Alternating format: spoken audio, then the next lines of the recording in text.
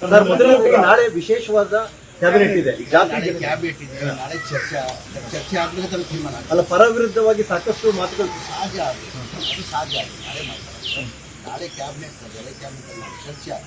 ಚರ್ಚೆ ಆದ್ಮೇಲೆ ನಾವು ಮುಸ್ಲಿಂ ಸಮುದಾಯ ನಂಬರ್ 1 ಅನ್ನೋ ದೊಡ್ಡ ಸಮುದಾಯಗಳ ನಾಯಕರು ಕೂಡ ಇವಾಗ ನಾಳೆ ಚರ್ಚೆ ಆದ್ಮೇಲೆ ತಾನೇ ನಾವು ಮಾತಾಡಬೇಕು. ಇನ್ನು ಚರ್ಚೆ ಮೇಲೆ ಏನಂತ ಮಾತಾಡೋದು, ಏನು ತೀರ್ಮಾನ ತಗೊಂಡಿದ್ದು ಚರ್ಚೆ ಆಗಿದೆ. ಸರ್, ಮುಂಚೆಯಿಂದ ನಿಮ್ಮ ಒತ್ತಾಯ ಇತ್ತು ಸರ್, ಜನಸಂಖ್ಯೆಗೆ ಅನುಗುಣವಾಗಿ ತಮ್ಮ ಸಮುದಾಯಕ್ಕೆ ರಾಜಕೀಯವಾಗಿ ಪ್ರಾತಿನಿಧ್ಯ ಸಿಗ್ತಾ ಇಲ್ಲ ಅನ್ನೋ ಅಸಮಾಧಾನ ಇತ್ತು. ಅದನ್ನೇನಾದರೂ ಈ ಒಂದು ಕ್ಯಾಬಿನೆಟ್ ಅಲ್ಲಿ ಮಾತಾಡಲ್ಲ. ನಾಳೆ ಚರ್ಚೆ ಆದ್ಮೇಲೆ ಸಂಖ್ಯೆಗಳಲ್ಲಿ ಮುಸ್ಲಿಂ ಸಮುದಾಯ ನಂಬರ್ 1 ಅಂತ ತೋರಿಸ್ತಾ ಇರೋದು ದೋಸ್ತ ಇದೆ ನೋಡು, ನಾಳೆ ಚರ್ಚೆ ಆಗಿದೆ.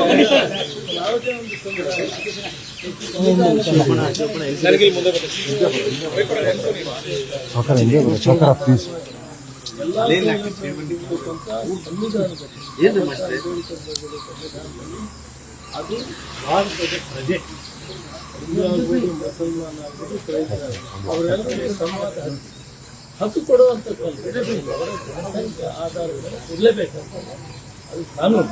ಗಣತಿನೇ ಸರಿಯಾಗಿಲ್ಲ ಅನ್ನೋ ಆರೋಪ ಸರ್, ಗಣತಿನೇ ಸರಿಯಾಗಿಲ್ಲ ಅನ್ನೋ ಆರೋಪ. ಅದಕ್ಕೆಲ್ಲ ನಾಳೆ ಚರ್ಚೆ ಆದ್ಮೇಲೆ ಮಾತಾಡೋಣ.